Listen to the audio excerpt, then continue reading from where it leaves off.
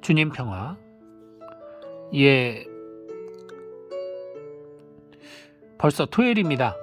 또 한 주간 많이 고생하셨고요. 이 주말을 통해 여러분들 영육간의 쉼을 가지시고 또 새로운 힘을 통해 새 한 주를 시작하시길 바랍니다. 제가 지난 며칠간 이 얼굴이 아닌 어떤 영상을 보여드리면서 이렇게 이야기를 나눴는데요. 사실은 제 지인들이 제 얼굴 보면서 제가 지금 피부 상태가 매우 안 좋아졌었어요. 몸이 좀 안 좋아서. 그러다 보니까 너무 걱정들을 많이 하셔가지고 좀 나아질 때까지는 얼굴을 좀 안 보이는 게 낫겠다 싶어가지고. 근데 지금 많이 괜찮아졌고요. 이제 조만간 여러분들과 다시 영상을 통해 제 얼굴을 보여드리면서 소통할 수 있을 것 같습니다.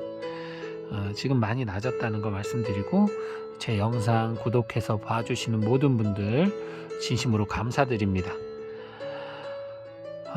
요한복음은 어떻게 보면은 그 앞선 새 공간복음의 완결판이나 다름없어요. 새 공간복음이 예수님이 돌아가신 직후에 예수님의 그 말씀을 직접 듣고 예수님을 체험했던 이들이 살아있던 시절, 즉 예수님이 곧 재림하리라 믿었던 그 시대가 끝이 나고 이제는 그 체험의 세대가 아닌 믿음의 세대로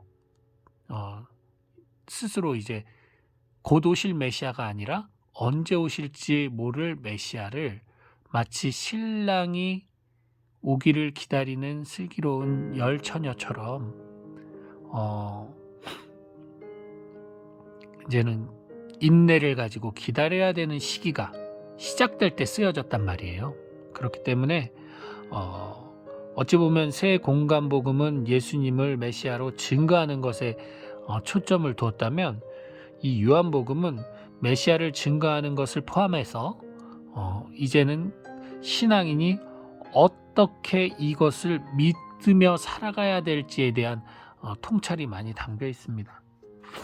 왜냐하면 이제는 실질적으로 그분의 온기를 체험할 수 있는 실체적인 그런 경험들이 없고 오직 믿음으로 이제 체험을 해야만 하는 그런 시대가 되었기 때문이죠. 영적으로 멘탈을 잡아야 되는 상황이 된 거죠. 오늘 복음 말씀에 특별히 저는 이 부분, 바리사이나 수석사제들이 예수님에 대해서 혹은 예수님의 제자들 혹은 예수님을 추종하는 이들에 대해서 단죄하는 그 근거가 어디 있었느냐? 바로 모세오경을 근간으로 한 그들의 율법이었다는 거죠. 다시 말하면 성경 말씀을 통해 예수님을 반박했어요. 예수님의 제자들을 반박하고 예수님을 믿는 이들을 저주받은 이들이라고까지 말을 합니다. 여기서 중요한 건 바로 성경이라는 거예요. 성경 말씀을 권위로 세우는 것, 그리고 성경 말씀을 절대적이라고 믿는 것, 이것은 상당히 위험한 오류를 안고 있습니다. 놀라지 마세요. 성경 말씀을 절대적이잖아요. 성경 말씀이 절대적이기 위해서는 선행되는 게 있어야 돼요. 우리는 하느님을 믿어요. 그죠? 삼위일체 하느님을 믿습니다. 하느님을 믿기 때문에 하느님의 말씀을 신뢰하는 거예요. 신뢰의 믿음이에요, 이것은. 하느님을 절대적으로 믿을 때 하느님의 말씀을 신뢰하는 겁니다. 우리 진짜 누가 누구를 정말 좋아하게 되면 그 사람이 옳은 얘기를 하든 그런 얘기를 하든 믿잖아요. 정말 중요한 것은 하느님을 믿는다라고 얘기하면 결국 하느님의 그 말씀이 하느님의 그 속성과 합치될 때 그 말씀이 옳은 말씀이 되는 거죠. 근데 문제는 이게 그분의 속성과 합치되는 말씀으로 해석을 하는 것이 아니라 내가 원하는 것과 합치를 시킨다는 거죠. 내가 주장하려는 것, 내가 원하는 것, 내가 뭐라 그럴까, 누군가를 단죄하기 위해서 하느님의 말씀을 이용한다는 거예요. 즉, 내 이야기를 더 권위 있게 만들기 위해서 더 큰 권위 있는 사람의 말을 인용하는 것과 비슷한 건데, 문제는 그것이 사랑이 배제될 때 문제가 된다는 거죠. 제가 가톨릭 집안에서 태어났어요. 어려서부터 가톨릭 신자였고 그냥 가톨릭 교육을 받고 가톨릭 신앙에서 살아왔습니다. 그래서 저는 가톨릭이 옳다고 믿고 가톨릭이라는 이 종교 안에서 살고 있어요. 아마 제가 개신교 혹은 불교 혹은 뭐 이슬람교에서 태어났다면, 그리고 그 종교를 계속 믿는 그 신앙의 분위기에서 살아왔다면, 저는 그것을 맞다고 여기고 옳다고 여기고 그 종교를 믿었겠죠. 뭐 혹자는 하느님께서 다 인도하셔서 예정설이죠. 아무리 개신교 집안에서 태어나도 결국은 그건 이단이기 때문에 가톨릭으로 온다. 혹은 반대로 아무리 가톨릭 집안에서 태어나고 뭐 4대째 가톨릭이라도 하느님께서 다 인도하셔서 가톨릭은 이단이기 때문에 개신교로 온다. 이런 말을 하는데요. 그거는 도대체 무슨 근거로 그런 말씀을 하시는 건지는 잘 모르겠고, 자, 여기서 위험한 말이 뭐냐면 바로 종교라는 거예요. 우리 종교인이라고 말을 하죠. 우리는 종교인이라는 단어에 잘 속아 넘어갑니다. 우리는 종교를 믿는 사람이 아니에요. 하느님을 믿는 사람이지. 교회를 믿는 사람이 아니에요. 하느님을 믿는 사람이지. 근데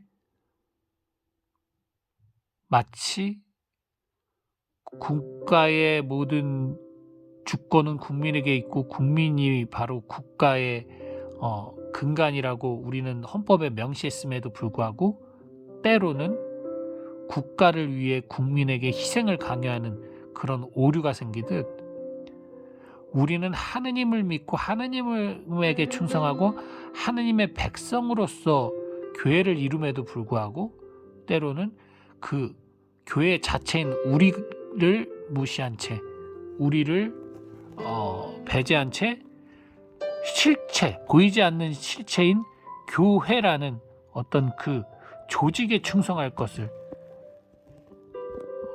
강요하고 그것을 진리로 이야기하는 분들이 많다는 거죠. 그럴 때 오늘 바리사이 수석사제들이 했던 것처럼 심판합니다. 저주받았다라고. 사랑이 배제되는 모든 말씀의 해석은 오류의 가능성이 매우 높습니다. 특히 이단이라고 서로 배척하면서 욕하고 싸우는 사람들 있잖아요.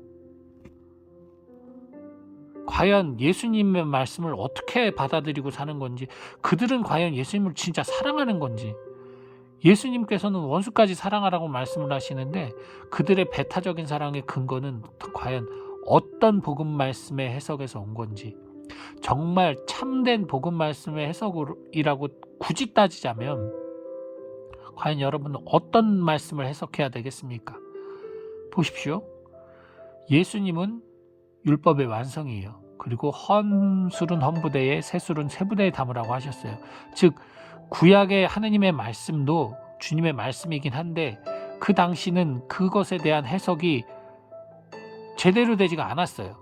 말씀은 완전하나 인간이 받아들임에 있어서 제대로 해석되지가 않았죠. 그러니까 예수님을 못 알아보죠. 자, 그랬을 때 예수님께서는 그 많은 구약의 하느님의 말씀과 하느님의 기적과 어떤 모든 그런 과정들을 요약해서 말씀을 하십니다. 하느님 사랑과 이웃 사랑, 그리고 하느님께서 계획하신 모든 그 구약의 과정은 우리들의 죄를 용서하고 우리를 영원한 생명으로 다시 최초의 아담과 하와의 그런 지위로 다시 되돌려 놓는 회개의 작업이었단 말이죠. 이게 우리 복음의 핵심이고 이게 예수님의 말씀이었어요. 그러면 당연히 그 오류가 있고 해석이 분분한 율법을 만들어낸 구약의 말씀으로 우리가 누군가를 해석하고 누군가를 비난하면 안 되죠. 그렇잖아요. 예수님의 말씀만으로 해석을 해야지, 만약에 그렇게 따지면. 근데 우리 얼마나 구약의 말씀을 많이 인용해요.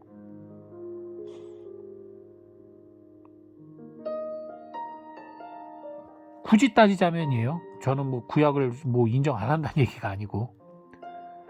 그러니까 내가 필요하면 이용해 먹는 거예요. 하느님이 하신 말씀을 내 필요한 것에 끼워 맞춘다는 거죠. 매우 위험합니다. 또 한 가지, 또 반대로 말씀에만 맹종하는 것. 그 말씀 안에 근본 본질, 그리고 성경 시대 이후에 그리스도인들의 삶, 그 삶을 다 배척하고 그냥 그 시대 그 말에만 맹종을 하는 것. 그것도 매우 위험하죠. 만약에 그 말씀에만 우리가 믿으면 우리도 과월절 그 예수님께서 지키셨으니까 유대인들의 그 전례를 지켜야죠. 예수님이 그거 지키고 사셨으니까. 그리고 빵과 포도주를 먹고 살아야죠. 밥을 왜 먹어요, 쌀을? 그렇잖아요. 예수님이 그렇게 사셨으니까. 그리고 십자가에 매달려 죽어야죠. 예수님께서 그렇게 사셨으니까. 그렇게 살지 못하면서 왜 그분 말씀을 가지고 누군가는 죄인이다, 누군가는 이단이다라고 비난을 합니까? 나조차도 그렇게 살지 못하는 주제에 나는 회개됐고 나는 구원받았다라고 얘기합니까? 예수님처럼 살지도 않으면서, 그분 말씀대로 그분 행동대로 하지도 않으면서. 그럴 땐 또 이렇게 말을 하죠. 예수님께서 우리 대신 죄를 짊어졌기 때문에 이제 우리는 마음대로 살아도 된다. 언제 예수님이 마음대로 살아도 된다고 그러셨어요? 서로 사랑하라고 했지. 원수를 용서하고 7번씩 70번이라도 용서하고 살라고 했지. 그리고 내 이름으로 차선을 베풀라고 했어요. 도대체 예수님께서 하신 말씀은 매우 명확하고 분명한데 왜 그걸 갖고 서로 해석을 달리해서 싸우고 욕하고 비난하는지 모르겠습니다. 그리고 명백하게 여러분 사도행전에 나오는 초대교회가 오래가지 않아 무너졌다는 역사적 사실을 알고 계실 거예요. 그 이야기는 우리 인간은 어쨌든 그 이상적인 삶을 이 세상을 살아가는 동안은 유지할 수가 없어요. 나 홀로 어떻게 유지할 수 있다 하더라도 그것이 계속 이어지기는 쉽지가 않습니다. 어떤 요리를 하는 집도 뭐 2대, 3대 내려오면 망하는 경우가 많아요. 왜? 그 일대의 그 전통과 고집을 2대, 3대쯤 가면 그 시대의 그 사람의 상황에 맞춰서 뭐 좀 더 돈을 벌기 위해서 가격을 올린다던가 요리 방법을 바꾼다던가 하면서 그 원조의 맛을 잃어버리거든요. 그래가지고 이제 망하는 경우가 많죠. 마찬가지로 우리들도 성경 말씀에 대한 근본 정신을 자꾸만 잃어버리고 그 말마디에만 집착해서 살아갈 때, 즉 하느님 자체를 사랑하지 못하고 그냥 그 말 위에서만 머물 때, 그럴 때 잘못된 신앙으로 가는 겁니다. 정말 하느님을 사랑하잖아요.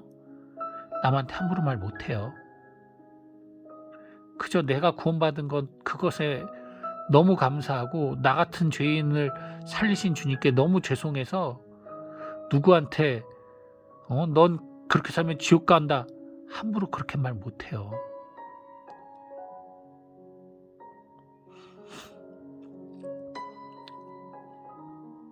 정말 주님 말씀을 올바로 바라보기 위해서는 우선 하느님에 대한 사랑을 점검해 보셔야 할 것입니다. 하느님을 사랑할수록 그 말씀이 빛이 되어서 나를 정화시키고 또한 정화된 내가 내 이웃을 바라볼 때 그 틀에 빛을 발견하게 돼요. 희망을 보게 된다는 거예요. 어둠을 먼저 본다는 건 내가 어둠에 속해 있기 때문입니다. 빛을 먼저 볼 수 있어야 됩니다. 그들이 나와 같은 신앙을 하든 나와 다른 신앙생활을 하든. 오늘 이 말씀을 좀 드리고 싶습니다. 사순시기이기 때문에 늘 재밌는 얘기만 하는 거, 사실 제 예전 영상 보면 재밌는 얘기들을 많이 하는데 아무래도 사순시기이기 때문에 좀 이렇게 약간은 무거운 얘기도 하게 되네요.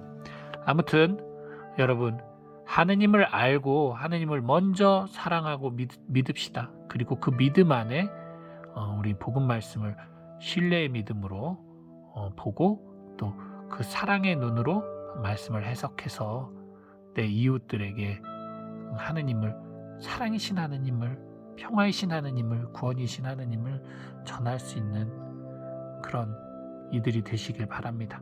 주님 평화.